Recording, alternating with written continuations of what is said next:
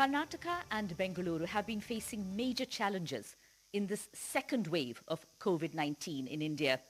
Karnataka is now the worst hit state and Bengaluru the city with the highest number of active cases. Over the last few days, numbers have been coming down. There is a big shutdown in place also. Joining us now, the Deputy Chief Minister of Karnataka, Dr. Ashwath Narayan, where a state really where new measures are being taken in a bid to try to tackle this virus. Dr. Ashwath Narayan, thank you so much for joining us today. As part of the plans to decentralize treatment of COVID patients in Bengaluru, 28 triage centers are going to be set up in different constituencies in Bengaluru. When will they actually start functioning and what is involved? More than 60,000 oxygenated beds are available across the Karnataka for the COVID positive patients. In city of Bangalore, we have more than 30,000 beds for the COVID positive people. Oxygenated beds are available. Only thing, if you look at the numbers, even if you take 25,000 people positive each day, the 10% people will be requiring the hospitalization with oxygenated beds. To cater to this, looking at the numbers of 30,000 beds, even 10% discharges, you can easily match the demand and supply. Only problem we were facing is the people who don't require hospitalization, they were getting into the hospital. So in this direction, we wanted to screen the patients who require hospitalization or don't require hospitalization. Who require hospitalization are triaged and sent to the hospitals. Who require admissions in this direction. We are trying to streamline so that the demand and supply is addressed very effectively. There should be zero problem. So people who are staying in home isolation, we are trying to supplement them by providing the oxygen concentrators. Wherever they are, we are trying to provide them with the consultation, physical visit, oxygen concentrators. We are coming out with many solutions providing isolation kits. So continuous monitoring, and we need to ensure everybody gets medical treatment. Whoever requires, in whatever setting, whatever is required medical care, we are trying to provide it very effectively, Maya. So anybody can just walk into any triage center, or do they have to go to the one in their own constituency? No, they can walk in to see. If anybody comes from different constituency, we cannot prevent anybody. It is only 28 places, 28 locations have been given. In any of this location, anybody can go from anywhere and get triaged. See, this triaging is a common facility which has been provided. We cannot discriminate who are from any constituency or Bangalore, Karnataka. Whoever comes from anywhere, we need to look into these aspects. See, humanity has got no boundaries. We should not try to restrict. We are all Indians. Moreover, India has got no boundaries. So in this direction, we need to work very closely with the people to address their concern. And in this case, they don't need to call the helpline. They don't need to wait for an ambulance. They can just go. When will these be starting? When will they actually get active? So already it has been allowed. Now whoever wants to start immediately, they can start immediately working, rolling out. So probably by coming Monday, the system will be in place to see to it effectively that caters to the requirement, and system will be in place, 100% it will be in place by coming Monday. So in future, we need to stop the teletriaging for the hospital admission. For the hospital admission, it should happen only through physical triaging. Now at present, the teletriaging also is being allowed for people admission. So whatever teletriaging also they get requests, it should be routed through the physical triaging. So by doing this effectively, we can ensure whoever requests hospitalization will be given the beds. This should definitely hopefully help when it comes to bed admission. There were, of course, allegations and people have been arrested over irregular allotment of beds through the BBMP. Do you feel that situation is better now and that system has been cleaned up even through the helpline? Any system, the good people and bad people will always be there. In this direction, some people had taken advantage. They were trying to take advantage of the situation. They were trying to do all kind of things, and they were doing for the favor of money or some other things, favoritism for money. For many reasons, they had taken advantage and they had misused their position or the location where they were working. But we are trying our best to ensure the transparency and accountability is brought in this system. We are working in this direction to remove this kind of issues and ensure that transparency will be there, accountability will be there. The people on merit, on criteria, they get the admissions. We are working in this direction. Probably already the system is in process, and in a matter of time the system will be in place. Even in future, if we face any of these small issues, we are willing to address all these concerns, and we are open to it. See, we need to ensure that the system will be effective and robust.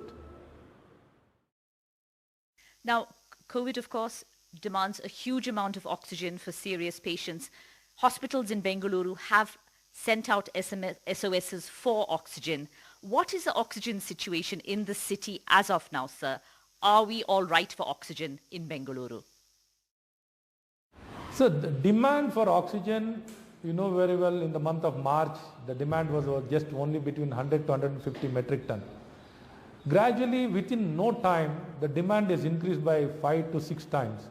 So to maintain, to cater to this effectively, the Government of India, the Government of Karnataka, we have done our best, and so far we have been successful with regard to looking at the numbers of 60,000 oxygen beds. We are able to cater the oxygen. So far there has not been any issue, and effectively we are able to manage. Only thing is, since this tension, anxiety, whether it will come or not, the tension will be there among the people, because they will be getting their refill few hours before.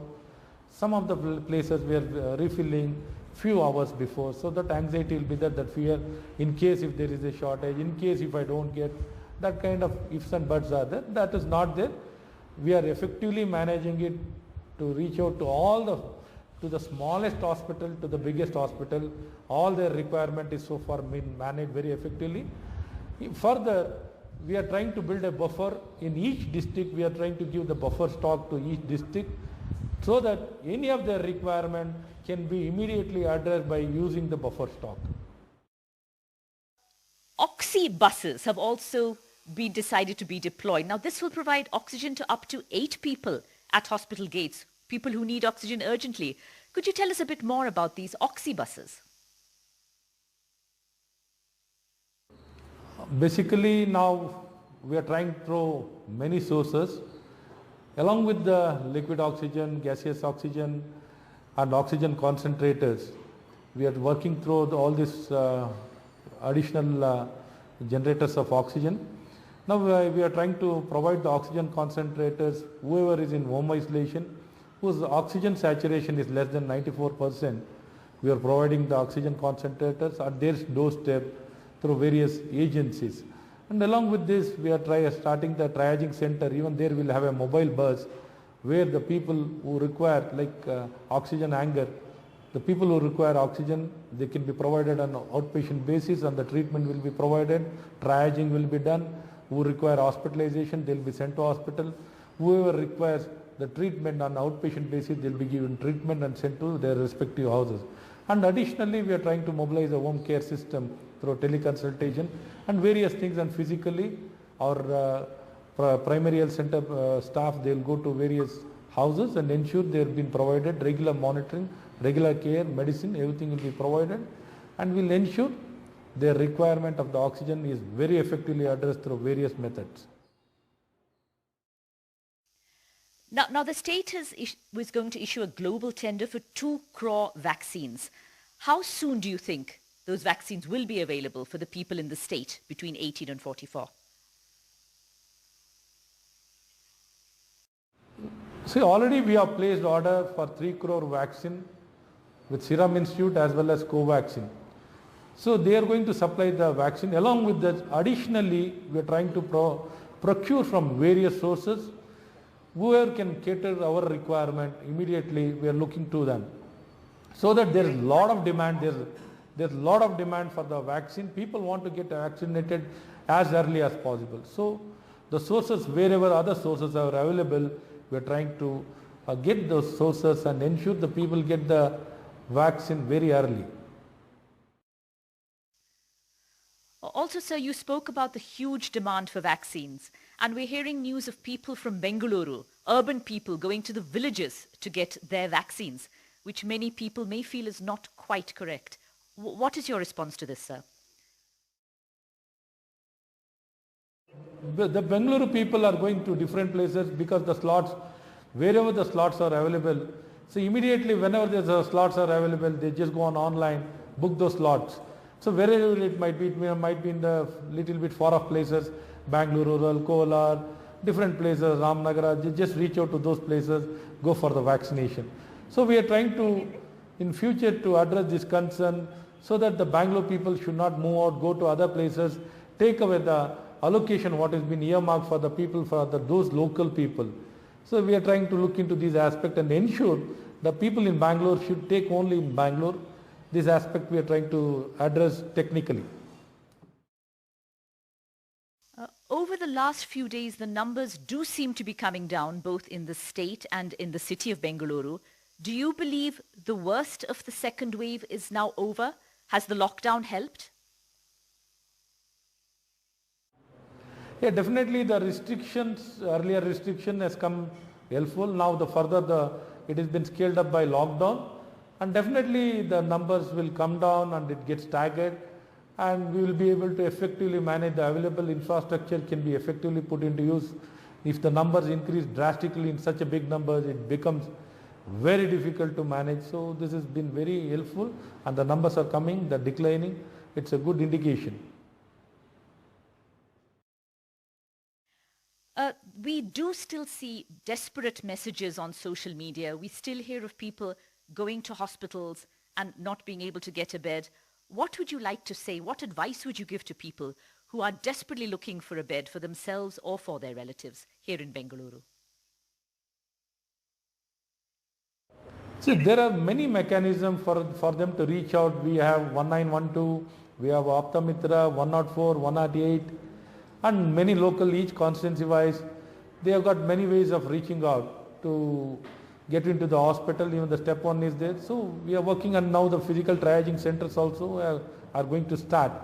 So in this direction, I don't think so they will not be put into much of inconvenience, and we are trying to ensure that the people who require hospital only should be allowed to get into the hospital, who don't require should not be allowed. So that is the way forward.